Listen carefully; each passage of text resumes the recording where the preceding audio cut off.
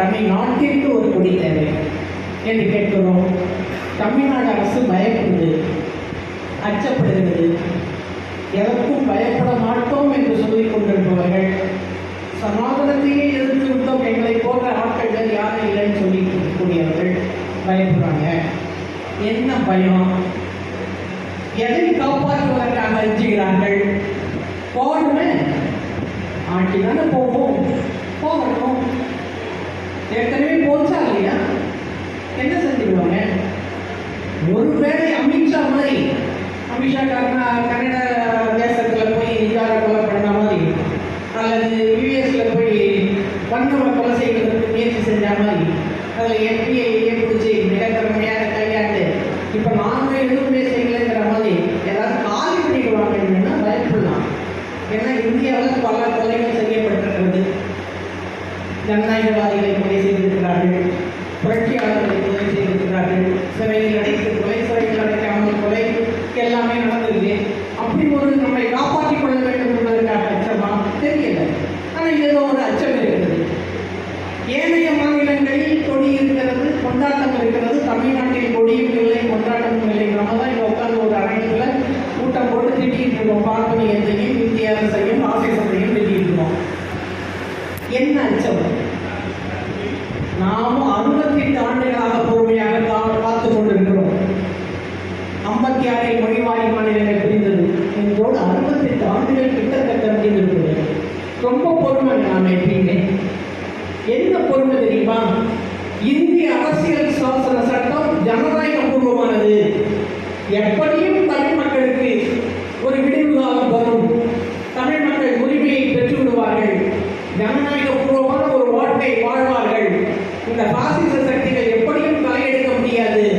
இந்த தேர்தலில் இல்லைன்னா அடுத்த தேர்தலில் தோற்கடிச்சிருக்கலாம். அந்த தேர்தலில் எப்படியும் இந்தியா கூட்டணி வந்துடாதா? நாம மோடியவும் அமித்ஷாவையும் துரத்திட மாட்டோமா? RSS அடியோடு வேறெடுக்க விட மாட்டோமா? இது ரொம்ப நம்பிக்கை நமக்கு. ஆனால் இந்திய அரசியல் சாசனம் உருவாக்கப்பட்ட பொழுது முகப்புரை பிரியாம்பிள் எழுதினாங்க இல்லையா? அந்த பிரியாம்பிள்ல இந்திய அரசியல் சாசனம், இந்திய அரசு எப்படி செயல்பட வேண்டும் என்று நோக்க கோட்பாடுகள் கொடுத்தார்கள். நீதி, சமூக நீதி, அரசியல் நீதி, எல்லா நீதி, பொருளாதார நீதி வழங்கணும், கருத்துரிமை உண்டு, உங்களுக்கான கருத்துரிமை, சிந்திப்பதற்கான உரிமை உண்டு, உங்களுக்கு சமத்துவம் உண்டு, சகோதரத்துவம் உண்டு. ஆனால் இந்திய இறையாண்மையையும் இந்திய தேசத்தின் ஒற்றுமையும் நீங்கள் பாதுகாக்க வேண்டும். இதெல்லாம் ரொம்ப அருமையா அழகா இருக்குது. நீங்க படிப்பது நீதி, எல்லாருக்கும் நீதி கிடைக்குது, எல்லாருக்கும் பொருளாதார நீதி, எல்லாரும் சமத்துவம் என்று கூறுகிறார்கள், சகோதரத்துவம் என்று கூறுகிறார்கள். ஒன்னே இறையாண்மை, இந்தியாவின் இறையாண்மை காப்பாற்றப்பட வேண்டும், அதனுடைய தேச ஒற்றுமை பாதுகாக்கப்பட வேண்டும். இல்லை என்றால் உங்களை தேச விரோதிகளாக சித்தரிப்போம், சிறையில் அடைப்போம், பிழை கிடைக்காது. உடனே இந்த நம்பித்தான் நாம் 68 ஆண்டு காலமாக எப்படியும் இந்தியாவில் ஒரு ஜனநாயகம் வந்து தலைக்கும் என்று பார்த்துக் கொண்டிருக்கிறோம். இந்தியாவில் என்னைக்குமே ஜனநாயகம் தலைக்காதுங்க. இன்றைக்கு இருக்கக்கூடிய அரசியல் சாசன சட்டங்களெல்லாம் ஏமாற்றத்துக்காக ஒரு முகப்புரையை கொடுத்து விட்டு அப்படியே பூசி மெழுகி இந்த நாட்டில் நல்லது நடக்கும் என்று அப்படியே நகர்த்திட்டு போயிட்டு இருக்காங்க. ஜனநாயகம் என்பது இந்த நாட்டில் இல்லை. இங்கு நடக்கக்கூடிய அரசும் ஜனநாயக அரசு அல்ல. நாம ஏதோ இந்த 10 வருஷத்துல அந்த மோடி ஆட்சி காலம், RSS ஆட்சி காலம், இதை நம்ம பாசிச ஆட்சி, நமக்கு ஜனநாயகம் இல்லை, பாசிஸ்டுகள் வந்துவிட்டார்கள், நீங்க இந்துத்துவ ராஷ்டிரம், இந்து ராஷ்டிரம் அமைந்துவிடும். அதுக்கு முன்னாடியே அடிக்கோல் எதுதான் காங்கிரஸ் ஆட்சி. கொஞ்சம் இவங்க கொஞ்சம் பலமான அடித்தளத்தை போட்டு 2014 தேர்தலுக்கு பிறகு 2019 தேர்தலில் அதிக அளவில் வெற்றி கண்ட பிறகு, எப்படி வெற்றி கண்டார்கள் அப்படின்னா நம்ம பேசுறோம்னா எலெக்ஷன் கமிஷனுடைய ஆதரவோடு வெற்றி கண்ட பிறகு இந்தியா முழுமையுமே நாம் வென்றெடுத்து விட்டோம் என்ற கணிப்பில் அவர்கள் ஆரம்பித்தார்கள் ஒரு ஆட்டம். 2019 இன்னைக்கு வரைக்கும் தொடர்ந்து சிறுபான்மை அரசு தான் ஒரே தேசத்தை பற்றியும், ஒரே தேர்தலை பற்றியும், ஒரே மொழியை பற்றியும் பேசுகிறார்கள். இது சிறுபான்மை அரசு அல்ல, இது ஒரு பார்ப்பனிய அரசு. 2 நாட்களுக்கு முன்பு சந்தையில் ஒரு தோழரிடம் பேசிக் கொண்டிருந்தேன் ஐஐடி கேம்பஸ்ல. அவர் சொன்னாரு, இந்த ஐஐடி எல்லாமே அவங்களுடைய சொத்து, அவங்க குடும்பம்னு நினைக்கிறாங்க பார்ப்பவர்கள் அப்படின்னு. நான் சொன்னேன், ஐஐடி மட்டும் இல்லை, இந்தியாவிலே அவருடைய குடும்பம் என்று நினைக்கிறார்கள், குடும்ப சொத்து என்று நினைக்கிறார்கள். இந்தியாவே அவருடைய குடும்ப சொத்து. நீங்க இந்து சட்டத்துல ஒரு கான்செப்ட் உண்டு, கர்த்தா என்று. கூட்டு குடும்பம் இருக்கும். இந்த கூட்டு குடும்பத்துக்கு கர்த்தா என்று ஒரு தலைவர் இருப்பார். அவர் தான் வந்து தாத்தாவா இருக்கலாம், தாத்தாவோட தாத்தாவா இருக்கலாம், வீட்டோட இருக்கக்கூடிய ஒரு மூத்த ஆண். அவருக்கு கிட்ட நிறைய மகன்கள், பேர பிள்ளைகள், பெண்கள், ஆண்கள் எல்லாம் இருக்கலாம். ஆனால் அந்த கர்த்தா தான் முடிவு பண்ணுவார். எதையா இருந்தாலும் சொத்துக்கள் வாங்கினாலும் கர்த்தா பேர்கள் தான் வாங்கணும். குடும்ப விவகாரங்களை இருந்து முடிவு செய்தாலும் கர்த்தா தான் முடிவு பண்ணுவாரு. இங்க நமக்கு யாரு கர்த்தான்னா அமித்ஷாவா மோடியா தெரியல. மோடி அமித்ஷாவை கண்டு பயப்படுறாரா, அமித்ஷாவை கண்டு மோடி பயப்படுறாரான்னு தெரியல. ஆனா ஒரு விஷயம் தெரியுது, இவர்கள் இருவருக்கும் கர்த்தாக்கள் இருக்கிறார்கள். அவர்கள் தான் அதானியும் அம்பானியும். இதுதான் இந்த குடும்பமே. இந்தியா என்பதே தன்னுடைய குடும்பம் என்று அவர்கள் பார்க்கிறார்கள். இது ஒரு வீடு, இந்தியா என்பது நம்முடைய வீடு. இதுல ஏதோ நமக்கு எடுபடியா வந்தவர்கள், நமக்கு கீழான சாதியை உள்ளவர்கள், கீழான மொழியை பேசுபவர்கள் நமக்கு எதிராக பேசுகிறார்களா என்கிற கோபம் இருக்கிறது அவர்களுக்கு. அந்த வீட்டை அப்படியே கட்டி காப்பாற்றணும்னு நினைக்கிறாங்க. ஆனா அவங்களுக்கு ஒரே ஒரு விஷயம் தான் புரியலன்னா, உன் வீட்டுல வேணா நீ இருந்துக்க, நாங்கள் இருக்கிற வீடு எங்க வீடு, நாங்கள் கட்டியது. நீங்கள் அதிகாரத்தை பயன்படுத்தி இதையும் உங்களுடைய வீடு என்று நீங்கள் சொல்லலாம். இது உங்கள் வீடு அல்ல. அதை நீங்க அப்படி எப்ப சொல்ல போறதுங்கிறத கேள்வி. தமிழ்நாடு உங்களுடைய நாடும் அல்ல, உங்களுடைய வீடும் அல்ல. தமிழ்நாட்டின் மீது அதிகாரம் செலுத்துவதற்கு உங்களுக்கு எந்த அதிகாரமும் இல்லை என்று நாம் என்றைக்கு உழைக்க போகிறோம் என்பதுதான் தெரியவில்லை.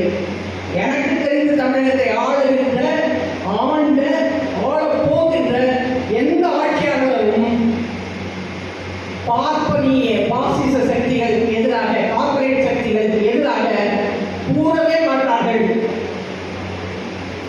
விட்டனர் நாம, அவர்கள் கூற மாட்டார்கள். இது எங்களுடைய நாடு என்று அவர்கள் கூறுவார்கள்.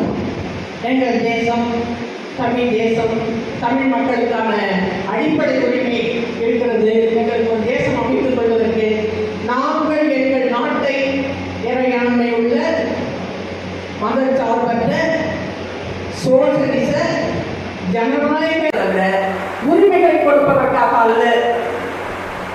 நீங்க நம்ம வீட்டுல நிறைய சொத்து இருக்குன்னு வச்சீங்க, 100 ஏக்கர் சொத்து இருக்கு, 2 வேலைக்காரங்க போதுமா? 100 ஏக்கர் சொத்தையும் பார்க்க பத்தாது. குறைஞ்சபட்சம் ஒரு 3 வேலைக்காரங்களாவது வேணும். நீ இந்த நிலத்தை பார்த்துக்க, நீ இந்த நிலத்தை பார்த்துக்க, நீ அந்த நிலம், இதுல எல்லா விவசாய வேலைத்தையும் நீயா பார்க்கணும், இதுல வர வருமானத்துல நீ தான் கணக்காட்டணும், இதுல நீ தான் எல்லாம் செய்யணும்னு சொல்லிட்டு மொத்த சொத்தையும் பரிமாணம் செய்வதற்காக எப்படி வேலையாட்களை நியமனம் செய்து வைத்திருப்பார்களோ அதை போலத்தான் ஒன்றிய அரசு மாநிலங்களை உருவாக்கி அவர்கள் அதிகாரத்தை முழுமையாக வைத்துக் கொண்டு அவர்களுக்கு ஒத்துழைப்பு கொடுக்க வேண்டும் என்பதற்காக மாநிலங்களை உருவாக்கி, கண்காணி அரசுகளை உருவாக்கி, ஏஜென்ட்டுகளாக இந்த மாநில அரசுகளை உருவாக்கி வைத்திருக்கிறது. எந்த ஏஜென்ட்டும் பிரின்சிபலை செய்யுங்க சட்டம் ஏஜென்ட் இருப்பாரு, அவருக்கு ஒரு முதலாளி இருப்பார் இல்லையா, அனுபவதற்கு ஏஜென்ட். அவரை மீறி ஏஜென்ட் செயல்பட முடியாது, சட்டப்படியே செயல்பட முடியாது. அப்படி செயல்பட்டால் அந்த செயல்பாடு சட்டத்துக்கு புறம்பானதாக ஆகிவிடும். அதுதான் இப்போ எந்த அளவுக்கு அடிமைத்தனம் இருந்தால் தமிழக அரசு ஒரு கொடியை அங்கீகரிப்பதற்கு கூட இப்படி அச்சப்படுவார்கள் என்பதுதான். நான் கூட திருச்சியில தமிழக நாள் கொண்டாட்டம் 3 வருஷத்துக்கு முன்னாடி எங்கே பண்ணாங்க, காவல்துறை தென்னஞ்சி பேசுறதுதான் வந்தாங்க. காவல்துறை அந்த கொடி கட்டி வச்சிருந்தோம் இல்லையா, அந்த மரம், அந்த மரத்தை அப்படியே உடச்சு தூக்கி விட்டாங்க. அவங்களுக்கு என்னன்னா கொடியை கட்டலை, கொடி ஏற்றலை, கொடி மக்கள் நம்ம எடுத்து வந்துட்டோம், அவ்வளவுதான், இவங்க விழா நடத்த முடியாது, நாங்கள் விழா மூலமாக நடத்துவோம். இப்படியான அரசை வைத்துக் கொண்டு நாம் எதை சாதிப்பது? நமக்கு என்ன தேவை? அவமானமா இருக்குங்க. இந்த பார்ப்பனியத்தின் கீழ் இந்த நாடு இன்னும் எத்தனை நாளைக்கு அடிமையாக இருப்பது? எவ்வளவு அடிமைத்தனத்தை நாம் சகித்துக் கொள்வது? இந்த மக்களுக்கு என்று உரிமை இல்லை. உங்களை ஓட்டு போடுறவர்களை கூட நீங்க ஓட்டு போடுவதற்கான நபர்கள் என்று வேணுமானால் பார்க்கலாம். அப்படின்னு கூட நம்மளும் பிஜேபி ஓட்டு போடலைங்கிறதால அதுக்கும் உங்களை பற்றி கவலை இல்லை. நம்மை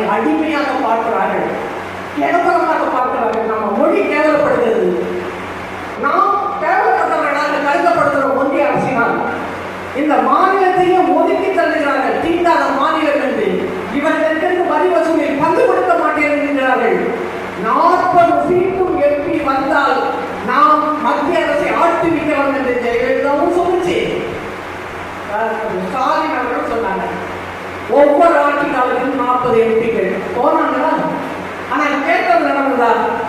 உன்னை 40 எம்பி அல்ல 50 எம்பிக்கள் உனக்கு வந்தால் கூட உன்னை பற்றி கவலை இல்லாமல் மத்திய அரசு ஆட்சி செய்ய முடியும் என்பதுதானே அரசியல் சாசன சட்டம். உங்களை கேட்டுட்டு ஆட்சி செய்யணுங்கிறது அவசியமே இல்லை, உங்களை கேட்க வேண்டிய அவசியமே இல்லை. எங்களுக்கு 40 எம்பி வேணுங்கிறதுக்காக உங்களிடம் உங்களை பிரச்சாரம் செய்யலாம். உங்க 40 எம்பி போய் என்ன பண்ணாங்க?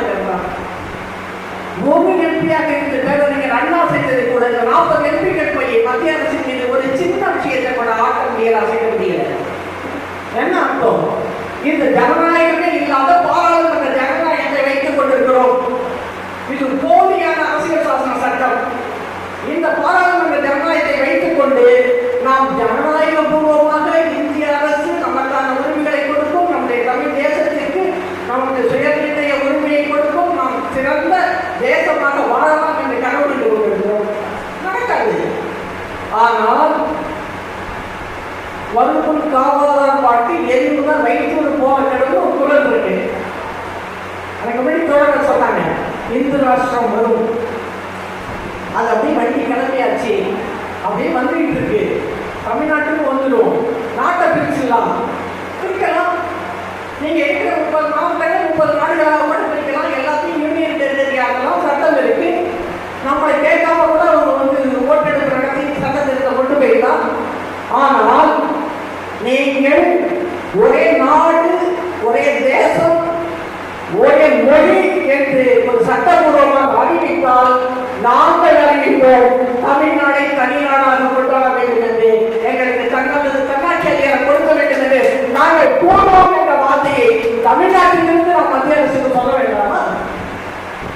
நமக்கு மட்டும் இல்லை, நம்ம தான் தன்னாட்சி அதிகாரம். இந்தியாவில் உள்ள மாநிலங்கள் அத்தனையும் தன்னாட்சி அதிகாரம் கோரினால் பாசிஸ்டுகள் இருக்க மாட்டார்கள். பாசிசம் என்ன?